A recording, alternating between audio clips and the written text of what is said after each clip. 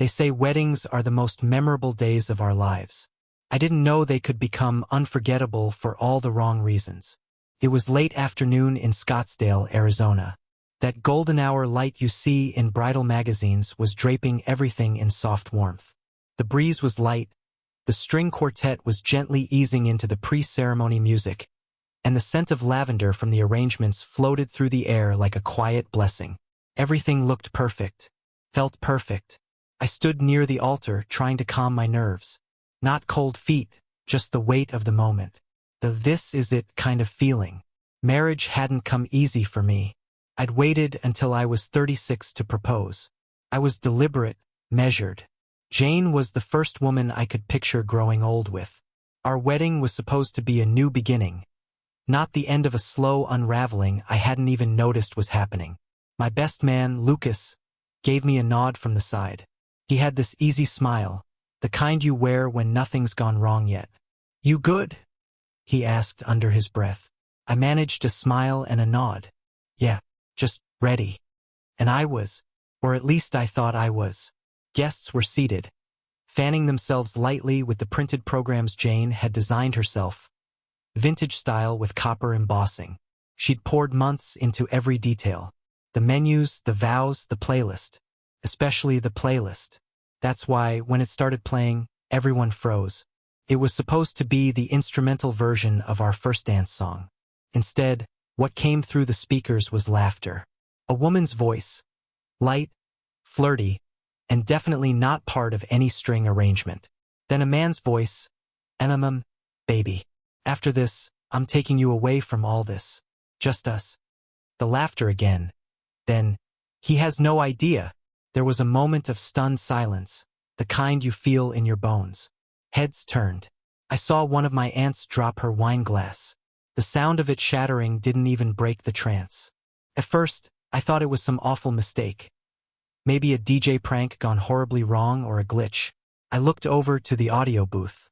The DJ was frozen, staring at his equipment like it had just betrayed him. Then I turned toward Jane. She was standing maybe 10 feet away from me, veil in one hand, her expression unreadable. But I didn't see confusion on her face, or fear, or even surprise. I saw resolve. She stepped forward, calm as the wind had been just moments before, and reached for the microphone. "That voice you just heard," she said, clear as crystal, "is Alex. Yes, he's been seeing me for the last 6 months." A ripple went through the crowd. Audible gasps. One older couple exchanged horrified glances, while a group of Jane's cousins sat stunned, mouths slightly open, frozen mid-toast. Jane turned to me then, eyes steady. "Before anyone paints me as the villain in this story, let's talk about Jack. My fiancé. The man standing here like he's as shocked as the rest of you. Jack's been emotionally cheating on me with someone named Julia for over a year." My stomach dropped. I didn't speak. Couldn't. The sun suddenly felt like it was bearing down harder. Late-night messages, deleted texts, secret calls. I wasn't supposed to find out. But I did, she continued. And the worst part wasn't the betrayal. It was the way he made me feel like I was crazy for suspecting anything. Classic gaslighting. "You did that, Jack." I opened my mouth to speak, but no sound came out. What was I supposed to say? Deny it? Not all of it was true, but some of it was enough to stain me. "I wanted to believe this was real," Jane said, her voice catching slightly. "I wanted to believe that he was just overwhelmed, that maybe we'd lost our connection but could rebuild it. But then I met someone who didn't make me question my worth every day." She looked down for a second, then straightened her shoulders. "I'm not proud of how this ended, but I'm not going to stand here and pretend anymore. Not for the sake of photos. Not to spare anyone's feelings. And certainly not for Jack's ego." Then she turned to the guests, most of whom were now on their feet, unsure if they were about to witness a brawl or a breakdown. "This wedding is canceled," she said calmly. "I'll cover the cost. You can still enjoy the food and the drinks. I just won't be doing this." She placed the microphone back into its stand and walked. Not stormed, not cried, just walked. Through the arch, down the aisle we were supposed to walk together in 30 minutes. Her train skimmed the white carpet as guests stood aside like she was royalty or a ghost. I didn't move. I stood there, hands slack at my sides, barely aware that the microphone was still picking up the sound of my uneven breathing. The silence was crushing. Even the birds had stopped chirping. Lucas finally came up beside me and gently pulled the mic cord out. I saw the DJ frantically trying to recover the playlist, as if background music could somehow unmake what just happened. Then came the whispers. Was that real? Did she say 6 months? Oh my God. I think that's the guy, Alex, right? She said Jack cheated first. Someone asked me if I was okay. I didn't even see who it was. The world had become a blur of voices and motion, like I was underwater. I didn't know what I felt. Shock, anger, shame. It all blurred together. I scanned the crowd, looking for my parents. My mom was crying. My dad stood next to her with a hand over his mouth. I saw Jane's sister hugging one of the bridesmaids. The whole event had flipped in a matter of seconds from celebration to courtroom drama. And somewhere in the back of my mind, all I could think was Julia. How much had Jane actually seen? I hadn't touched Julia in months. The messages stopped. At least I thought they had. But Jane must have found something, because her words cut straight to the parts of me I hadn't shared with anyone. She wasn't guessing. She knew. I'd never physically cheated. Not in the way most people mean it. But emotional betrayal? The long texts, the phone calls that lasted past midnight, the way I would talk about my doubts with Julia instead of Jane. Yeah. That part was true. And that's what made it worse. There was no one to yell at. No accusation to deny. Jane had beat me to the punch. She'd exposed herself before I even understood what was happening. The guests started to disperse, some slowly returning to their tables, others heading to the bar like it was suddenly open season on liquor. Someone put a hand on my back and whispered, "I'm sorry, man." But I didn't recognize the voice. Eventually, I walked away from the altar. I didn't follow Jane. I didn't chase her. I just walked over to a nearby stone bench under one of the garden trees and sat down. My hands trembled slightly. In the distance, I could hear music starting again. Soft jazz, maybe an attempt to salvage the mood. Guests awkwardly reconnected with their groups. It was like someone had restarted the party with half the power out. And me? I sat there, trying to figure out where it had all started to fall apart. Was it last winter, when Jane had started traveling more for work and we stopped talking like we used to? Was it the fights that never quite resolved, just faded into silence? Or was it me, turning to Julia, thinking I could keep that line intact while letting myself lean over it? One thing was clear. This wedding was never going to happen. Not anymore. And I had no one to blame but myself. The morning after what should have been our wedding, I woke up alone in a house that still smelled like fresh flowers and burnt lavender candles. Our honeymoon suite was quiet, too quiet, and the silence was suffocating. The sun pushed through the gauzy curtains like it was trying too hard to make the day feel new. Didn't. I stepped out onto the balcony of the Airbnb we had rented for our wedding weekend.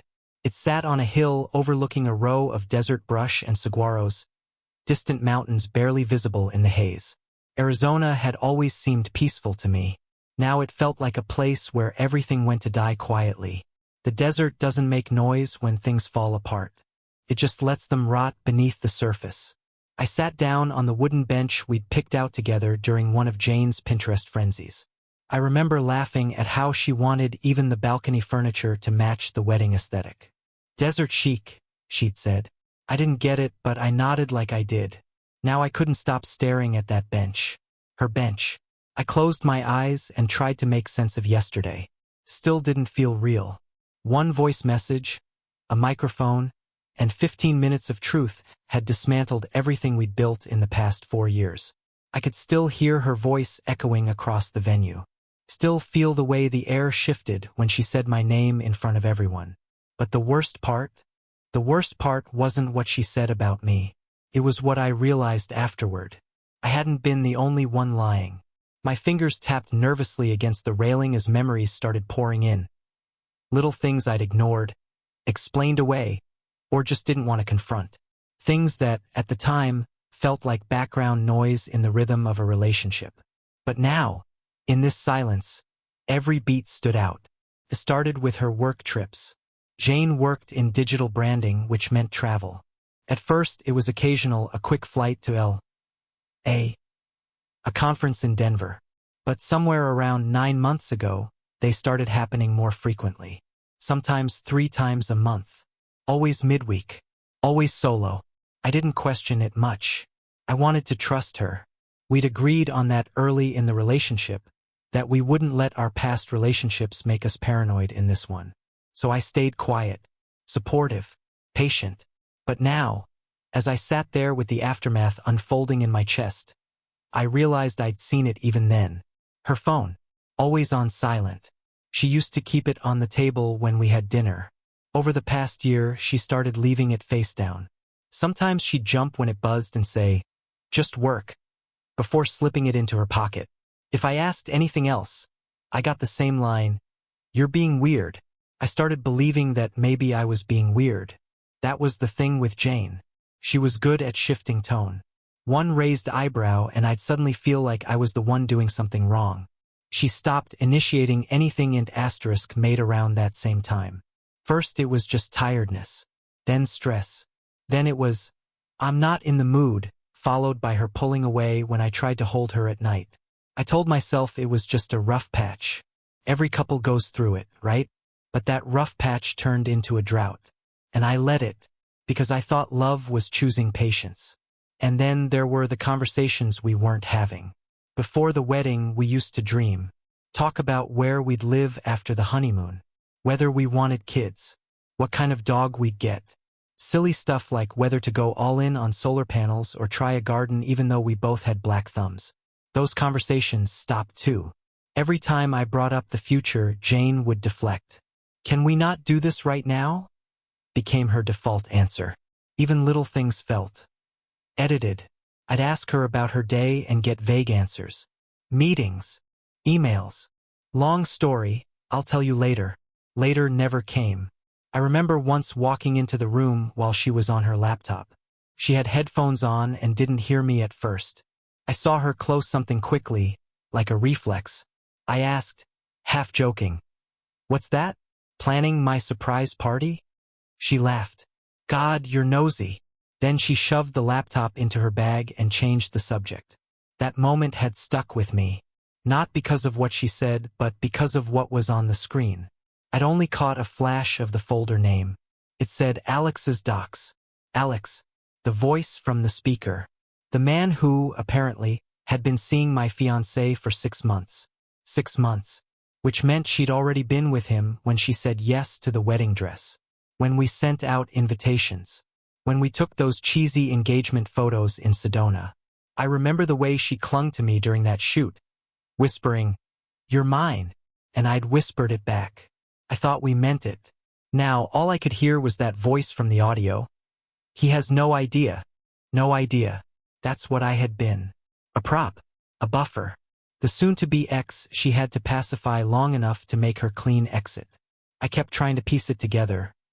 Figure out when it stopped being love and started being strategy. Had she planned the speaker sabotage? Was the voice message an accident? No, it couldn't be. That wasn't a glitch. That was a detonation. The kicker is, I might have still gone through with the wedding. Yeah. That's the part one hate most. If Jane hadn't made a scene, if she hadn't gone scorched earth in front of everyone we knew, I might have walked down that aisle and married someone who'd been lying to my face for months. Why? Because I wanted to believe we were fixable. Because I thought I was the broken one. Because I was convinced that if I just held on a little tighter, she'd come back to me. But she was never coming back. She'd already gone. I leaned forward, elbows on my knees, and tried to breathe. Every exhale felt heavier than the last. I wasn't angry, not yet. That would come later. Right now, all I felt was stupid. Not just because I hadn't seen the signs, but because deep down I had. I just didn't want to know. The sliding door opened behind me, and I turned, half expecting to see her. But it was Lucas. He stepped outside holding 2 mugs. "Didn't know if you were up," he said, setting one next to me. "You looked like you needed something hot." "Thanks." I murmured, though I didn't touch the coffee. He sat next to me without saying anything for a long time. Just let the silence settle. Lucas wasn't the talk-to-fill-the-gap kind of guy. He was the kind who let things rot in peace before digging them up. Eventually, he asked, "You okay?" I let out a dry laugh. "What do you think?" He nodded like that was the answer he expected. "You want to talk about it?" I thought for a second, then shook my head. "Not yet." He didn't press me, just sipped his coffee and looked out over the landscape. But my brain wouldn't shut off. I kept turning the name Alex over in my head like a loose tooth. Who was he? Where did she meet him? Was it really 6 months? Or longer? Was that just the part she admitted to? And did I ever actually know her? The longer I sat there, the more I started to feel something shift. Not rage, not yet, but a sense of unraveling. A quiet, steady pull toward something I hadn't let myself feel in years.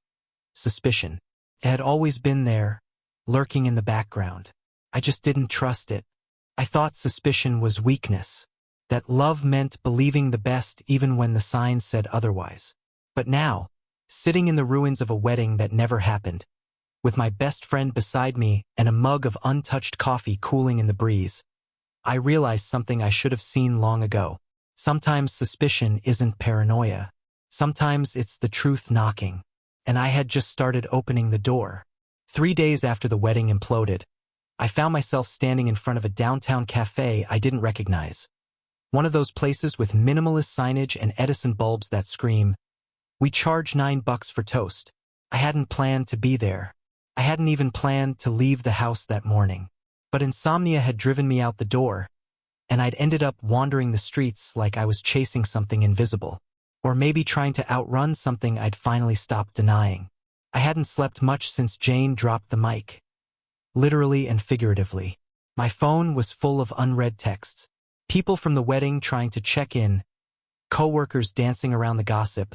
My mom asking if I needed soup or space. I hadn't responded to any of them. What was I supposed to say? "Hey, sorry you flew across the country to watch my engagement get assassinated by speakerphone. Hope you enjoyed the fish tacos and public humiliation." I hadn't heard from Jane. Not a single word. Which made it worse. So when I stopped in front of this random cafe, my only plan was to sit in a quiet corner and pretend I was still part of the world. I just wanted silence and caffeine. But fate, or something crueler, had other plans. Because through the wide front window I saw her. Jane. Sitting by the window, stirring an iced coffee like she was just another person having an ordinary day. Her posture was relaxed, one arm draped casually over the back of the chair. She was smiling, not politely, not distantly, but the kind of smile she used to save for our best moments, for weekend drives, for private jokes, for me. Except she wasn't alone. Sitting across from her was a man, black button-down, clean-cut, early 40s, confident. I knew his face from the folder I once saw on her laptop, Alex's docs. Alex. He was real, and here, and so was she. And whatever they were, they weren't trying to hide it. They leaned toward each other in that way people do when the world around them doesn't exist. He touched her hand once, briefly, softly. She didn't pull away. She reached up and tucked her hair behind her ear, laughing at something he said. I felt frozen, like the scene wasn't happening in real time, like I was watching a recording of my own failure. I pulled my phone from my pocket, hands shaking slightly, and snapped a photo. Not because I planned to use it. I didn't know why. Maybe I just needed proof. Evidence that I wasn't crazy. That this wasn't some twisted misunderstanding. I didn't go in. Couldn't. I just turned around, walked back the way I came, and kept walking until my legs hurt. I ended up sitting on a park bench 2 miles away, staring at a pigeon pecking at a churro someone had dropped. The world felt absurd. Back at the Airbnb, I pulled up the photo again. It was clear, framed like a scene from a movie. Jane, smiling with the man she left me for, sunlight casting soft shadows across the table. They looked like regulars, like this wasn't their first time, like this was their place. Something about that made my stomach turn. I didn't even realize I had said it out loud. How long has this been going on? I'd asked myself the question before, but this time it hit differently. Not like a puzzle, like a betrayal fully formed. I called the cafe later that day, pretending I was interested in reserving a table for an anniversary dinner. Just curious, I said, if that couple by the window was often seated there. The manager, probably used to lovelorn regulars, chuckled and said, "You mean Jane and Alex? They're here all the time. Lovely people. I think they live right upstairs." I thanked him and hung up, hands clenched so tightly the phone case creaked. Upstairs. They lived there. So not only had Jane been lying, she'd moved in with him, or at least spent enough time there that the staff treated them like tenants. That folder on her laptop hadn't been client work.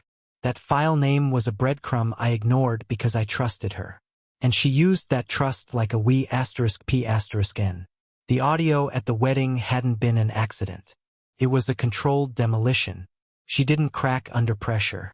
She detonated by design. And I wasn't just collateral damage. I was the target. It all made a sick kind of sense now. She wasn't reacting to betrayal. She was preempting it. By accusing me of emotional infidelity, she got ahead of her own secret. Made herself the wronged party. She *p*nized her exposure. And I bought it. For days, I sat there stewing in guilt over Julia. And yeah, I still felt shame for how far that had gone. The midnight conversations, the emotional detachment. But Julia and I had never crossed the line physically. I had pulled back, cut it off, told Jane the truth in pieces, trying to repair what I could. Jane never wanted repair. She wanted escape, and she wanted it to look like I pushed her. She didn't want to break the engagement. She wanted to break me. Once I started thinking about it, I saw the trail she left behind. The way she distanced herself emotionally while accusing me of being the one who wasn't present. The way she planted ideas in conversations, then used my reactions against me. Her stories didn't always line up, but they were just believable enough. A blurred boundary here, a white lie there, always with just enough plausible deniability to make me question myself instead of her. Now I realized, she wasn't just cheating, she was preparing a narrative. By the time the wedding day came, she was ready for everything. The mic grab, the revelation, the exit, all while holding the moral high ground. I was still trying to write vows. I spent the rest of the night in a fog. Couldn't eat, couldn't sleep, just sat in the kitchen, reading old text threads, looking for the moment everything shifted. The moment I stopped being her person and started being her alibi. I couldn't find it. Maybe because it didn't happen all at once. Maybe she was always leaving little by little. The next morning I went back to the cafe. This time I stayed across the street. I just wanted to see if they were real, or if I'd imagined it. But there they were again. Same table, same easy laughter. And it hit me like a truck.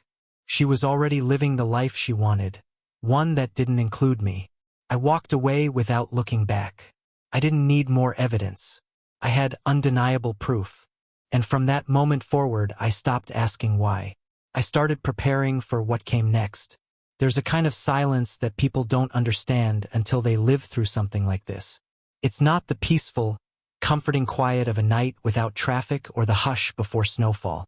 It's the kind of silence that makes you feel like you're slowly folding in on yourself. A silence that hums with everything you're not saying because you don't trust yourself to speak without breaking. That's the silence I chose. After I saw Jane and Alex at the cafe twice actually, I didn't text her. I didn't call. I didn't confront. I didn't explode. I just disappeared. Emotionally, physically, digitally. I vacated the house we were supposed to move into together. Our name was on the lease, but I'd paid the bulk of the deposit. I let her have it. She never showed up, as far as I know, and I didn't wait around to find out. I sent the keys to our lawyer and walked away. I froze our joint accounts. Quietly. No overdrafts. No warning. Just enough to trigger a notification on her phone that probably made her heart skip a beat. Good. I didn't do it out of spite. I did it because I needed boundaries, real ones, legal ones. I opened a new account, changed my passwords, removed myself from all shared services, from utilities to streaming apps. Every digital trace of her was methodically erased. Then I got a lawyer. The attorney's name was Brenda. Mid-50s, no nonsense, straight shooter. Her office was small but organized like a war room. Binders lined the shelves like trophies. I told her everything. Not just about the wedding, but the slow decline before it. I showed her the photo of Jane and Alex, the receipt for the apartment upstairs from the cafe, the file folder I'd seen on Jane's laptop. Brenda didn't flinch. "She's not just leaving you," she said. "She's building a cover story." Exactly. That's what gnawed at me. Jane didn't just move on. She drafted an exit strategy that made me look like the villain. She hit first and made it look like self-defense. Brenda leaned forward. "We'll stay civil, but that doesn't mean we'll stay soft." I liked that, so I started gathering what I had. I went back through my laptop, my emails, anything tied to our shared life. Receipts, photos, GPS histories, conversations. Even the financial breakdowns, who paid what, who contributed what during the engagement, whose name was on which contracts. There wasn't a dramatic discovery. No smoking G*N. Just a slow build of subtle truths that painted a picture. Jane had been preparing to cut ties long before she ever grabbed the mic.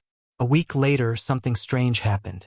A friend of ours, more hers than mine, reached out. Sam. He messaged me on Instagram of all places, starting with a weirdly casual, "Hey man, hope you're hanging in there." I didn't answer at first, but then he sent a follow-up. "Not trying to start drama, but you should know Jane and Alex were talking about you months ago. Stuff didn't sit right with me." I waited.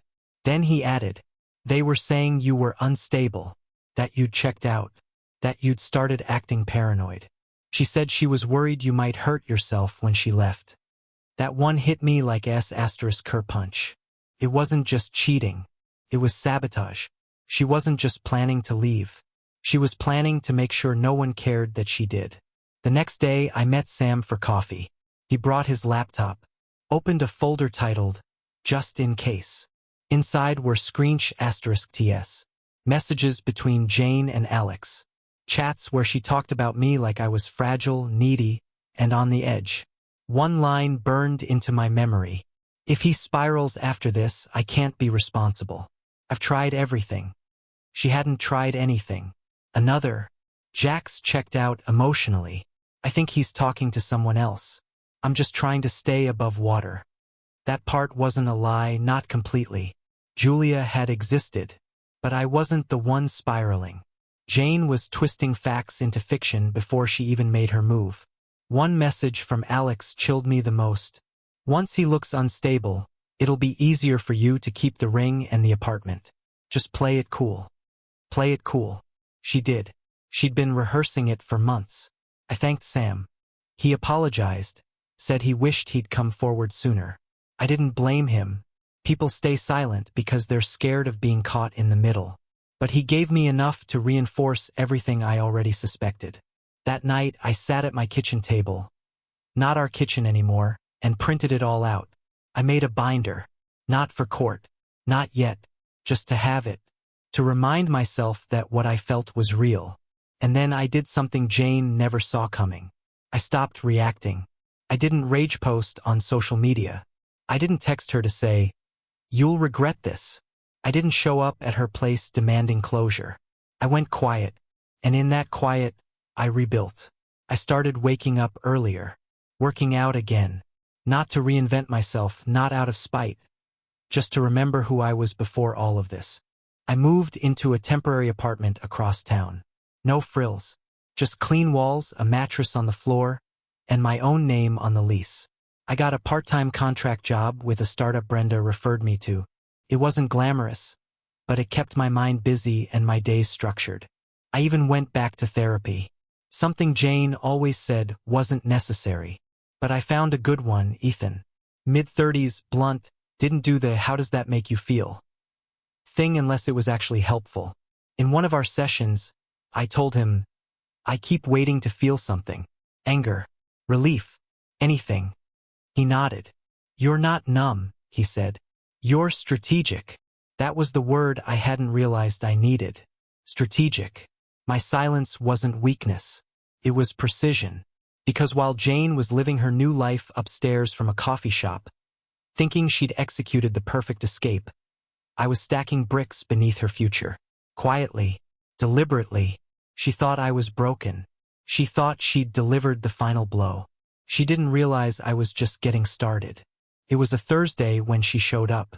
I was working from the corner of my new apartment, a one-bedroom I'd furnished intentionally with nothing we used to own. The place still smelled like fresh paint and sawdust, and that was the point. It had no memories, no ghosts, no preloaded meaning. Just a desk, a small couch, and silence I finally liked. The knock came soft, like she didn't want to wake the truth that lived here now. I already knew it was her. I didn't move at first, just watched the door. Then came the second knock, slightly firmer. I opened it. There she was, Jane, standing there like nothing had happened. Her hair was tied up, no makeup, plain clothes, not her usual calculated aesthetic. She looked smaller somehow, like the weight of the consequences was finally beginning to settle on her shoulders. Like maybe, just maybe, she had expected a different version of me to open that door. "Hi," she said, voice tentative. I didn't answer, just stepped aside. She hesitated, then walked in, glancing around like she couldn't quite believe I'd managed to build something without her. "It's clean," she said, offering a small laugh that went nowhere. I stood by the door, arms crossed. "Why are you here?" She turned to face me, that polished tone from the wedding day gone. I felt like we left things. We didn't leave anything." I cut in. "You walked. On a microphone." She flinched but didn't argue. "Okay, fair." Silence again. Then she pulled a small stack of papers from her bag. I figured maybe it was time to make things official. I raised an eyebrow, not moving. "You came here to offer me closure?" "No," she said quickly. "I mean, look, I know things ended messy, and I want to avoid drama. I thought we could keep this clean, uncontested. I'm not asking for anything. I just want to move on. For both of us." She set the documents on the kitchen island and looked at me expectantly, like I was supposed to be impressed by her sudden maturity. I picked them up, skimmed the pages. She'd already filled out everything on her side. Division of property, 0 financial requests, no mention of damages. Nothing. Clean break. I placed the stack down gently. Then I slid open the drawer beside me and pulled out a matching envelope.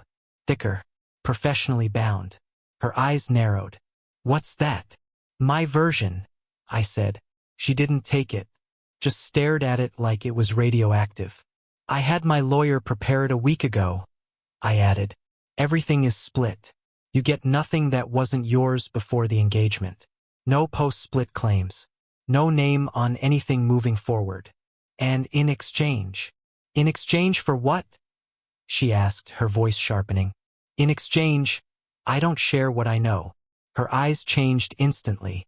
The softness drained out, replaced by a flicker of recognition. She knew. She didn't ask what I meant. She didn't need to. "You're threatening me," she said. I shook my head. "No threats, just terms." She stared at me for a long time, then opened the envelope with slow fingers. She didn't flip through it, just scanned the first few pages, then set it down. "And if I say no, then I do nothing. No angry posts, no revenge plan. But I also don't stop what's already been set in motion." I watched the realization land in her posture. Because what she didn't know, what she never expected, was that the information was already out. Earlier that week, I had sent an anonymous packet to her employer. An internal review board was already opening a quiet inquiry. It was enough, the receipts, the texts, the messages Sam had given me, to raise flags about conflict of interest, misuse of resources, and integrity violations. Especially since Alex worked at a firm that contracted with her company. And Alex, he wasn't exactly in a good place either. I'd reached out, discreetly, to someone who knew his wife. Yeah. He was married. Still, that part caught Jane completely off guard. Because what she didn't plan for was that Alex's life was more tangled than hers. That he had more to lose. And when his wife found out, which she did via a forwarded email chain and a few key attachments, the fallout started immediately. I wasn't out for destruction. I didn't need to be. Jane and Alex had built their future on a foundation of secrecy and ego. I just quietly removed the scaffolding. And now Jane was standing in my kitchen, holding papers that told her the game was over. Not because I yelled. Not because I exposed her to the world. Because I didn't. And that terrified her more. She looked up at me. "You're really not going to make this ugly?" "I don't have to." That was the truth. I could see it in her eyes, the realization that her power over me was gone.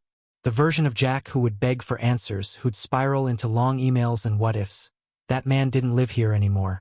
This apartment had no room for ghosts. She looked down at the papers, then signed. Just like that. No fight. No second act. Just ink on paper. She slid the folder back to me. "So, that's it. That's it." She lingered in the doorway for a second, like she wanted to say something else. Maybe apologize. Maybe explain. But I didn't invite it. I didn't need it. She left. I waited until her footsteps faded, then made a copy of the documents and texted Brenda to finalize the filing. It was done. Later that night, I got a ping from a contact at Jane's office. Anonymous, technically, but I knew who it was. All it said was, "Audit opened. She's being questioned internally. Might want to keep your head down." I smiled. I wasn't celebrating. Just breathing differently. Easier. Control is quiet. It's not yelling or exposing someone online. It's being 3 steps ahead and never needing to raise your voice. Jane thought she had the final word. But the real power move was silence. Jane didn't message me for days. Then the silence broke. "Can we talk?" I never replied. She lost her job 2 weeks later. Internal audit. Conflict of interest. Her story unraveled faster than she could control. Alex's wife filed for divorce. He ghosted Jane soon after. She showed up at my door once more. Eyes hollow, makeup smudged. I didn't open it. She stood there for 10 minutes before finally walking away. That was her second exit. Quieter. Smaller. She thought she was ending our story on her terms. But silence is louder than a scream when it comes back to haunt you. I sold the house, deleted our shared playlists, replaced every photo with blank frames. Started running again. Not to escape, just to feel forward motion. My world shrank into something clean, something mine. Once a month, I met with Brenda, not for legal reasons anymore, but to help others prepare for what I'd survived.